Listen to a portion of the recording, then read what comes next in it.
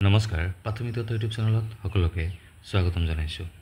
ডিৰ 5550টা LPUP যিসকল কেণ্ডিডেটে apply কৰিছিলে আৰু ফাৰ্ষ্ট প্ৰভিন্সিয়েল মেৰিট লিষ্টত আপোনালোকে কাট অফ যিমান পৰিমাণে লক্ষ্য কৰিছিলে সেই পৰিমাণৰ কাট অফৰ পৰা আমি যে আলোচনা কৰিছিলোঁ যিকেইটা ভিডিঅ' বনাইছোঁ আপোনালোকে নিশ্চয় চাইছে, তাত একটা মাৰ্কৰ কাৰণে বহুত কেণ্ডিডেট সোমাই আছিলে।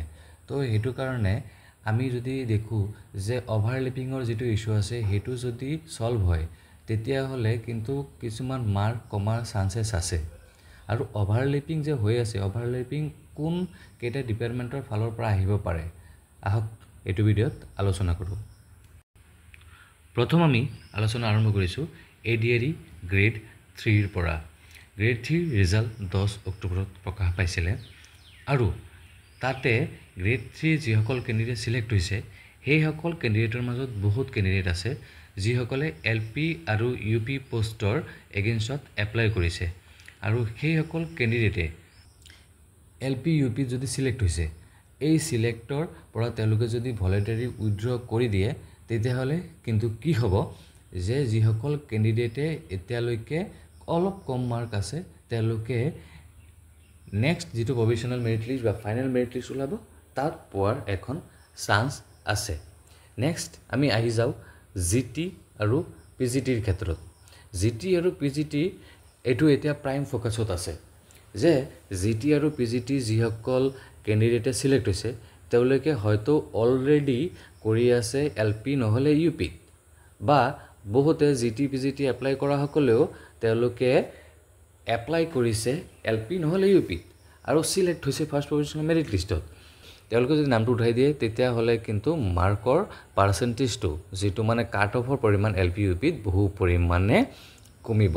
আসাম হেলথ ডিপাৰ্টমেন্টত সিলেক্ট হোৱা কেজনমান কেণ্ডিডেটৰ DLED কৰা আছিল তেওঁলোকে সিলেক্ট হৈছে এবাৰ ফাইনেল মেৰিট লিষ্টত তেওঁলোকৰ নাম আহিছে আৰু লগতে ফাৰ্ষ্ট প্ৰভিন্সিয়েল মেৰিট লিষ্টতো নাম আছে। তো তেওঁলোকক ৰিকুৱেষ্ট কৰা হ'ল আপোনালোকে যদি এটো ভিডিঅ' চাই আছে তেতিয়া হলে আপোনালোকে LP আৰু UP ৰ পৰা আপোনালোকে উইথড্ৰ কৰি দিব। আপোনালোকে যদি ইয়াৰ পৰা উইথড্ৰ কৰি দিয়ে তেতিয়া হলে এজন কেণ্ডিডেটে LP UP ত পোষ্টত সিলেক্ট হ'ব পাৰিব।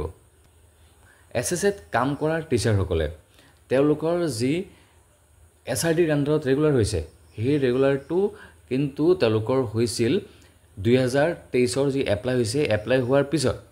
তাৰ মানে তেওঁলোকে অলৰেডি ৰেগুলাৰৰ কাৰণে এপ্লাই কৰি থৈছে। তেওঁলোকৰ নামসমূহ যাতে উঠাই লোৱা হয় হেতুৰ ক্ষেত্ৰত আমাৰ DE ফালৰ পৰা এখন নোটিছ প্ৰকাশ পাইছিল আৰু তাৰ পৰা বহু কেণ্ডিডেটে বা ম্যাক্সিমাম কেণ্ডিডেটে তেওঁলোকক অৰ্ডাৰ দিয়া হৈছিল যে তাৰ পৰা যাতে নামটো উঠাই লয় LP UP ৰ যে পোষ্টৰ 5550টা পোষ্টৰ।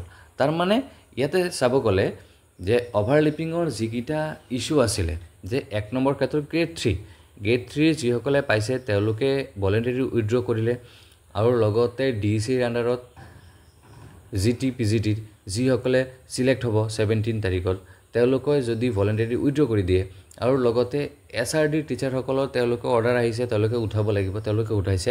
তাৰ মানে আমি যদি এইকিটা চাও তেতিয়া হলে চাব লাগিব যে বহুত মাৰ্ক ইয়াৰ পৰা কমিব, মানে যিমান কেণ্ডিডেট কমিব ইমান পৰিমাণে কেণ্ডিডেট তাত সোমাব। 5550টা পোষ্টৰ ক্ষেত্ৰত টিচাৰৰ যি ৰিক্ৰুটমেন্ট হ'ব হেতুৰ ক্ষেত্ৰত ফাইনেল মেৰিট লিষ্টত আমি চাব পাৰিম যদি তেনেকুৱা ধৰণৰ হয় যে ভলান্টাৰি উইথড্ৰ কৰিছে তেতিয়া হলে বহুত কেণ্ডিডেটে তাত সোমাব, কাট অফৰ পৰিমাণও বহু পৰিমাণে হ্ৰাস হ'ব। আহক নোটিছখন এবাৰ চাই লওঁ।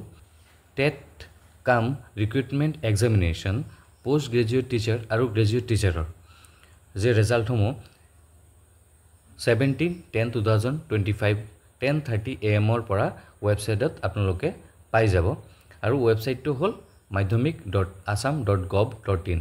তো কেণ্ডিডেট কি কৰিব লাগিব আপোনালোকে লগইন কৰিব লাগিব আপোনালোকৰ এপ্লিকেশ্যন নাম্বাৰ আৰু পাছৱৰ্ড দি আৰু আপোনাৰ ৰিজাল্টসমূহ তেনেকে পাই যাব।